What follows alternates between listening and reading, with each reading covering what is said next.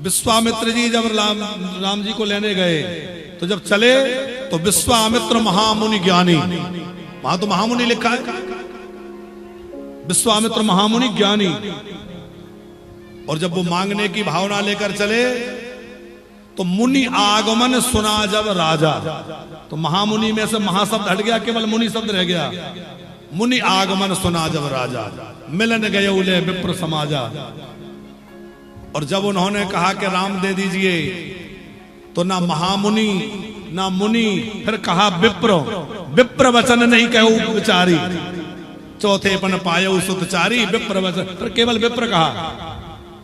और इतना भी नहीं, जब विश्वामित्र जी ने हट करी कि नहीं मैं लेके जाऊंगा, तो ना महामुनि ना मुनि ना विप्र, फिर तो गुसाई कहने लगे है राम देते नहीं बनाए गुसाई, राम देते नहीं बनत गुसाई, राम देता नहीं बनाए गुसाई, राम देते नहीं बनत गुसाई, राम देत नहीं बनाए गुसाई, राम देते नहीं बनत गुसाई। बोले बामन भगवान की जय। आगे भगवान का मत्स्य अवतार हुआ है। और फिर जो है नवम स्कंद में सूर्य वंश का वर्णन है। और सूर्य वंश के जो भी राजा हुए हैं उन्होंने अपनी राजधानी कहां बनाई? सरयू जी के तट पर अयोध्या। हम भी अपने मन को अयोध्या जी की ओर ले चले। भैया इस भूमि पर दो धाम बड़े विलक्षण है, एक श्री अवध धाम और एक हमारा वृंदावन धाम। अवध का मतलब है कल्पांत में भी जिसका नाश ना हो, वो अवध।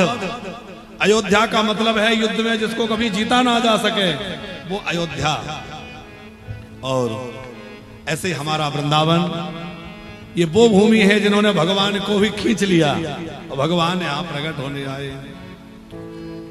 राम जी कहते हैं मुझे अयोध्या जितनी प्रिय है उतना प्रिय मुझे वैकुंठ भी नहीं है, अति प्रिय मोह यहाँ के वासी।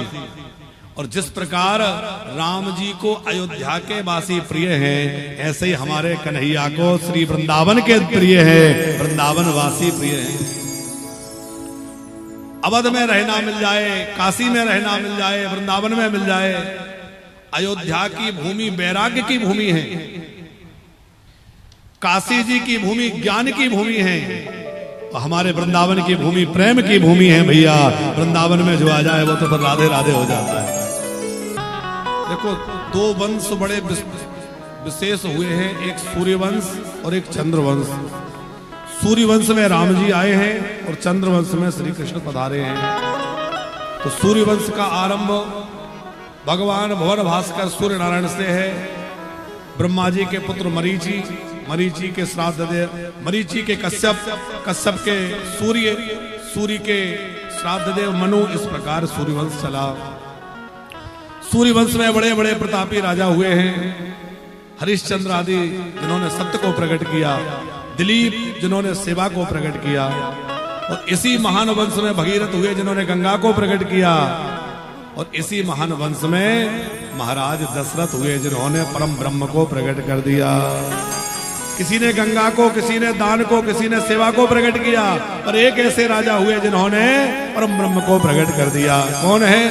अवधपुरी रघुकुल मणि राव, अवधपुरी रघुकुल मणि राव, अवधपुरी रघुकुल मणि राव, अवधपुरी रघुकुल मणि राव, वेद वेद तो तेहे दशरथ नाम, वेद वेद दशरथ धर्म धुरंधर गुण निधि ज्ञानी,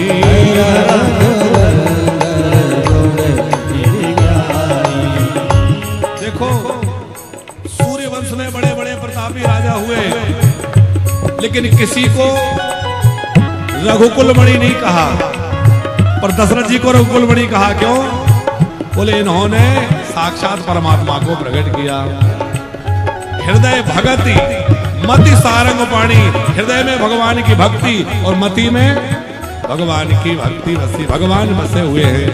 हमारी बुद्धि में धन बसा है, पद बसा है, और दशरथ जी की बुद्धि में हृदय भगत मति सारंग पाणी, मति में भगवान बसे हुए हैं।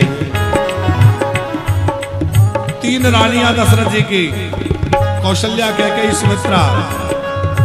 जीवन का उत्तरार्ध आ गया, संतान नहीं हुई तो गुरुजी के घर गए। गुरुजी से कहा अभी तक संतान नहीं हुई, बुढ़ापा आ गया। गुरुजी ने कहा धैर्य धारण करो। बोले कब तक धैर्य धारण करें, चौथापन आ गया।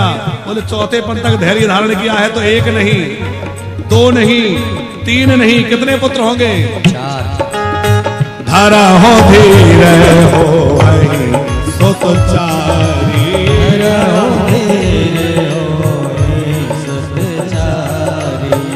धारा हो धीर हो यही सो तो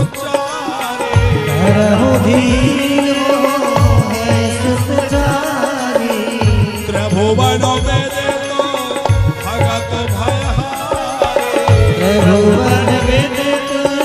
भगत भयहारी, श्रृंगीर सही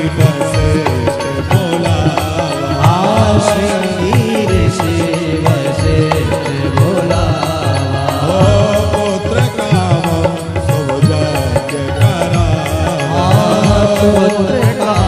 शुभ यज्ञ करा,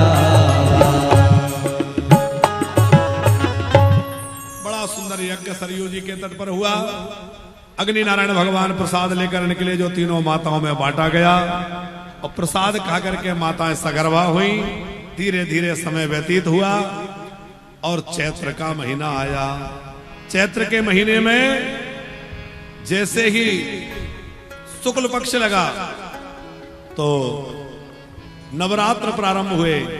शक्ति की आराधना लोगों ने करी, और शक्ति आराधना के बाद धीरे धीरे नौमी तिथि आई। नौमी तिथि दिन मंगलवार, पुनर्वसु नक्षत्र, मध्य दिवस की बेला में चतुर्भुज रूप में कौशल्या के भवन में भगवान श्री राम प्रकट हो गए। बोले रामचंद्र भगवान की जय हो। और राम जी ने पहले चतुर्भुज रूप धारण किया। कौशल्या जी ने कहा बालक बन जाओ, तो छोटे से बालक बन गए।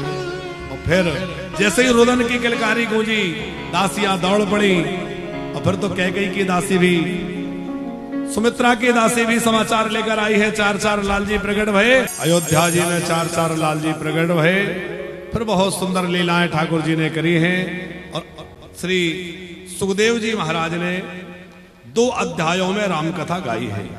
और उसके बाद अब हम राम कथा को यही प्रणाम करें। बीच बीच में राम कथा का आनंद हम ले लेते हैं।